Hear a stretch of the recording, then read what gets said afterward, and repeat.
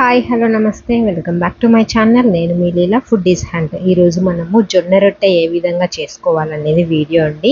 చాలా simple recipe. అసలు రొట్టె చేయడం రాని వాళ్ళైనా సరే ఈజీగా మెత్తగా పొంగేటట్టుగా చేయొచ్చు.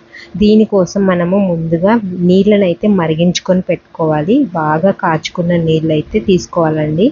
ఇక్కడ మీరు ఎంత బాగా మరిగిస్తే నీళ్ళు మనకి రొట్టె అనేది అంత బాగా సాగుతుంది. అలాగే ఫస్ట్ టైం చేస్తున్నా కూడా మీరు రొట్టె అయితే బాగా ఈజీగా చేయొచ్చు అన్నమాట.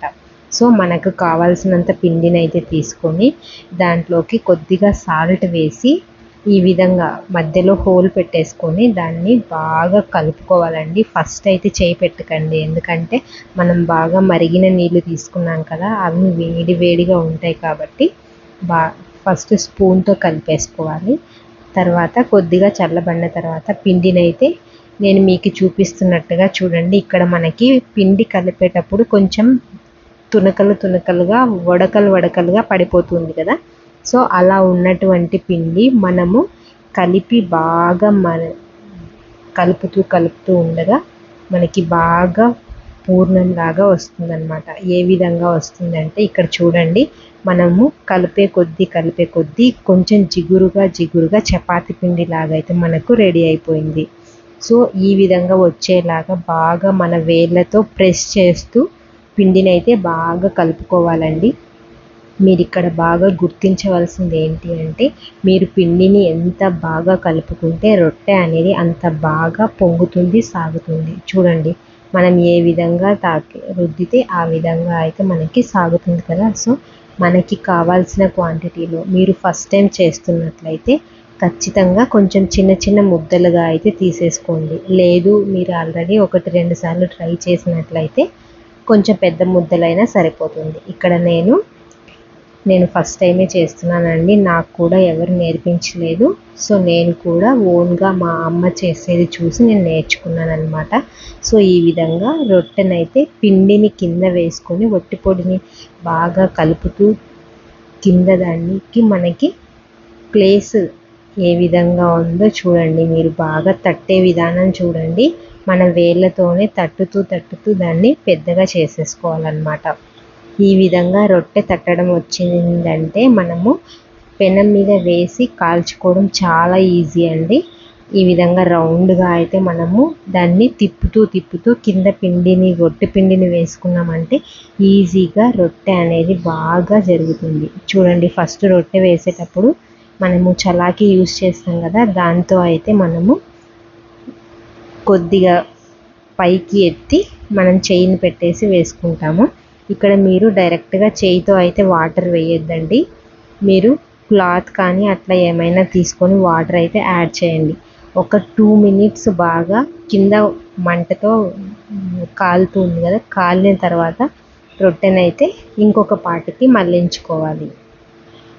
ఇలా మళ్ళించుకున్నాక వెంటనే మళ్ళీ రెండో సైడ్ కూడా మనము పాటను వెంటనే మళ్ళించుకున్నామంటే రొట్టె అనేది మాడిపోకుండా బాగా ఈవెన్గా చుట్టూ పొంగుతుందండి మనకి. అక్కడ ఆల్రెడీ మీరు చూస్తే కింద అనేది మనకి కొంచెం పొంగుతూ వస్తుంది కదా. అదేవిధంగా మీకు రొట్టెని బాగా పొంగాలి అన్నా మీరైతే ఈ విధంగా కొంచెం సేపు అటు సైడు కొంచెం సేపు ఇటు సైడ్ అయితే రొట్టెని మళ్ళించుకోవాలి. మనం రెండో వైపు కాల్చేటప్పుడు ఎక్కువసేపు పెట్టామంటే రొట్టె అనేది బాగా పొంగుతుందండి. ఇదైతే గమనించండి. మనకి రొట్టె బాగా పొంగాలి అంటే రెండో సైడుని బాగా కాల్చుకోవాలి.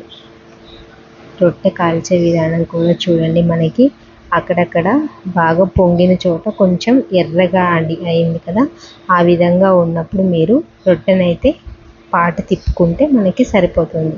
లేదంటే ఈ టైంలోనే మాడిపోయే ఛాన్స్ అయితే ఎక్కువగా ఉంటుంది. కాబట్టి మీరు కాల్చేటప్పుడు జాగ్రత్తగా చూసుకున్నారంటే మీకు ఈవెన్గా రొట్టె మొత్తం 4 అంచుల మొత్తం బాగా పొంగుతూ కాలుతుందండి.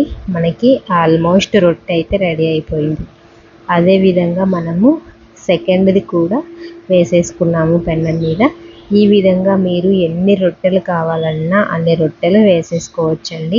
నేను నెక్స్ట్ వీడియోలో మనకి రొట్టె తట్టడం చాలామందికి రాదు కదా, నెక్స్ట్ వీడియోలో చపాతీ కర్రతో ఏ విధంగా మనము రొట్టెని అయితే చేసుకోవచ్చు అనేది నేను ఒక సింపుల్ వీడియో చేస్తానండి. తప్పకుండా మన ఛానల్ని ఫస్ట్ టైం ఎవరైనా చూస్తున్నట్టయితే ఛానల్ని సబ్స్క్రైబ్ చేసుకోండి.